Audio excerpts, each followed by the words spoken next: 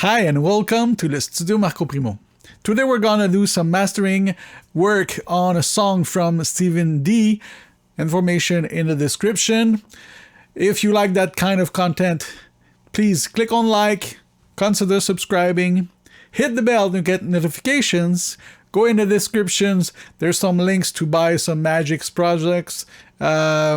No additional cost to you, but a little kickback to me. And of course, some merch. So let's dive in.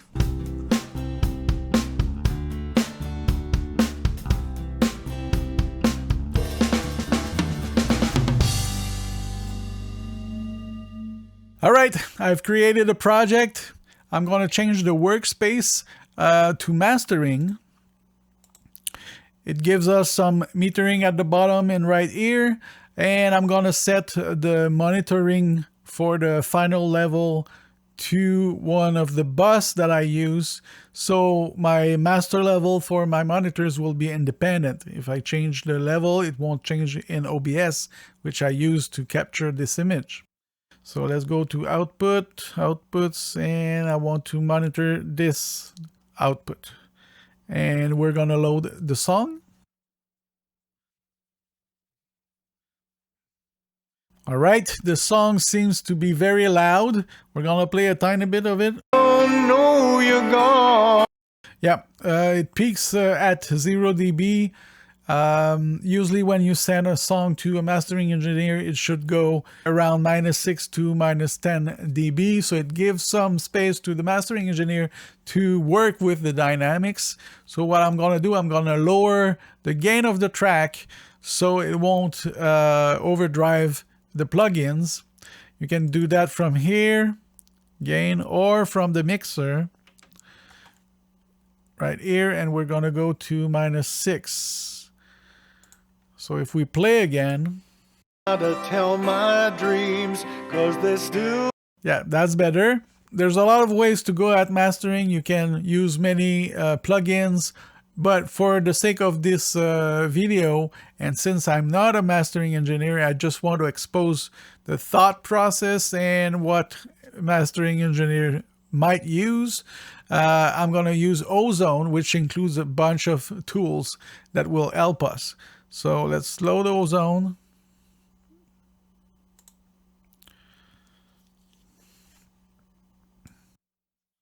So the first thing that the mastering engineer will try to figure out is if the EQ curve is okay, and try to match what the industry produce. So you don't need to reach for the EQ on your listening system for every song. Ozone comes with a matching EQ, so we're gonna try this match EQ, and we can set it so it follows a curve, and we're gonna choose the pink noise, which is a classic curve for many style of music. We're gonna hit capture and play a bit of the song. But the hours drag on, and I fondly recalled we did have some pretty good time. Stop. So this is the EQ curve that the software suggests us. You see it gives a bit more high frequencies, and some low mids are cut. The boost here in the lower frequencies, it's normal because the content does not have a lot of it. There's no bass instrument, and the piano is played a bit upward on the scales. So we're gonna tell the software to not affect this part. Maybe around here. Let's listen before and after.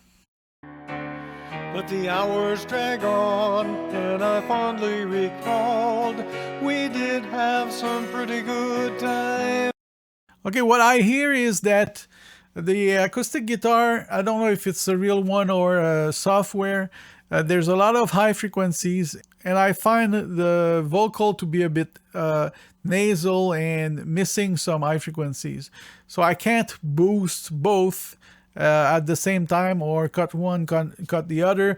I only have the stereo file, not the vocal on the separate tracks. So what we can do though is that since the acoustic guitar is a bit on the side and the vocal more on the middle, we could use a mid-side plugin, and there's one called Dynamics that will help us do what we want.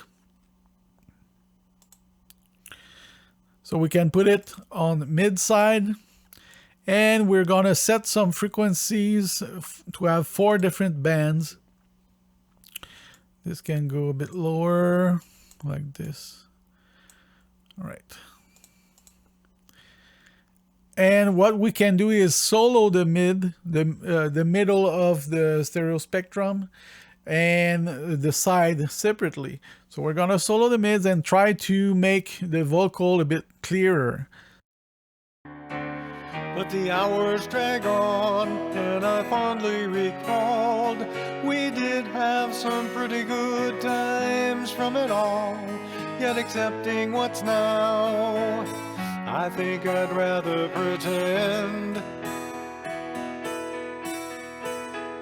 Then I glanced up across your old cluttered desk, just sitting alone in this whole crazy mess. And of course the compression part will tame the S's, the sibilants. So that sounds better. Let's listen to the sides now.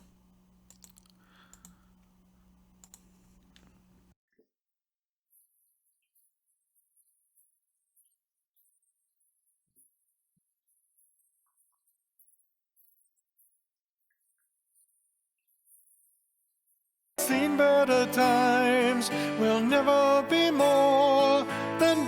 Okay, a trick that we can do is put more energy on the side and it will widen the stereo spectrum. So that's what we're going to do. Yes, contributions have now all come to an end. Before and after. Yes, contributions have now all come to an end. Yeah, that's better. After that, I feel that the song is a bit like a retro sound, some classic ballad. So what I'm gonna do is add a vintage compressor and a tape simulator to try to give it some mojo. Yes, contributions have now all come to an end. And you see right here, the default threshold of the plugin is minus 12 dB. So imagine if my song was peaking at 0 dB, the compression will be already too much. So that's why starting a bit lower in energy, it's better for the plugin right now. So what I'm gonna do is listen to it, and I don't want to compress the song really. I just want to give it some characters. So let's listen.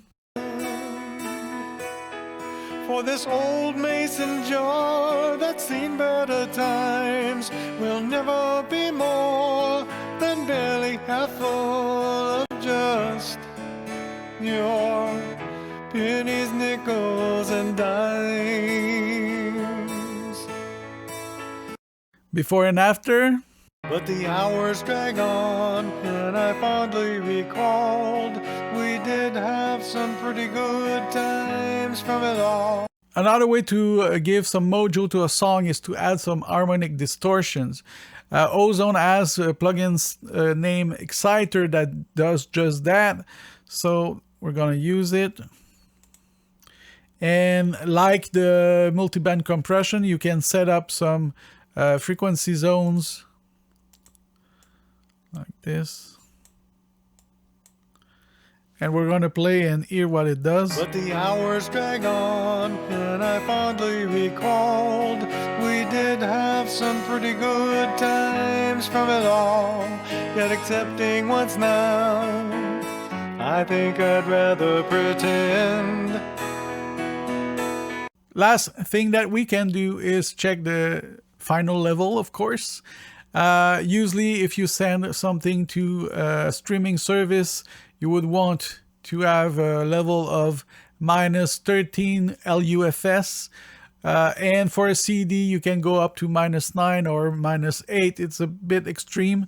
LUFS is a calculation from all the variation of dynamics in your song. So if you have a little part that is, or maybe a bigger part that is quieter, and then suddenly you go very high in levels, well, those will be kept because it's the whole thing that is analyzed. So if you go on the streaming service, then a song like that will get more level than if you would push the compression at its maximum and there's no dynamics.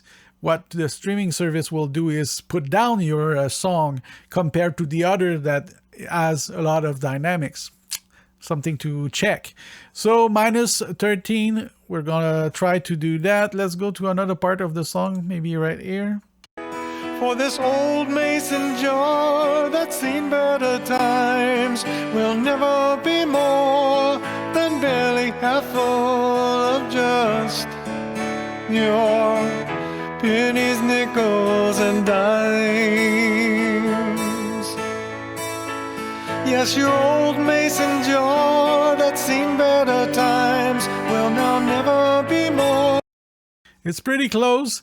Of course, this is not a final product. I'm not a mastering engineer, as I said earlier. Let me know in the comments. At this point, I could ask Steven to remix the song, give some more presence to the vocal, put the piano and the guitar a bit more on the sides and leave space in the middle for the vocal. Let me know what you think. Is anything that I did is wrong, or would have done it a different way? Just say so in the comments. At the end, I will give two different versions to Steven, one at -13 dB and the other one at -9 around it. So he will choose what files to use depending how he used the song. So I'm awaiting for your comments, and maybe we're gonna master the song again if Steven gives us another mix. We'll see.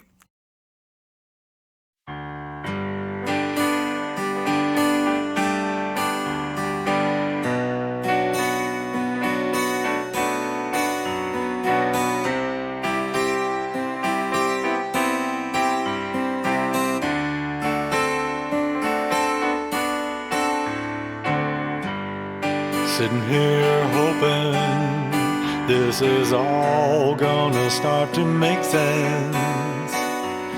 How the last time that I saw you would be my final glimpse. Pride is such a constant battle that can lead us in such foolish ways, till you realize all the time you've lost, and you won't get back those days.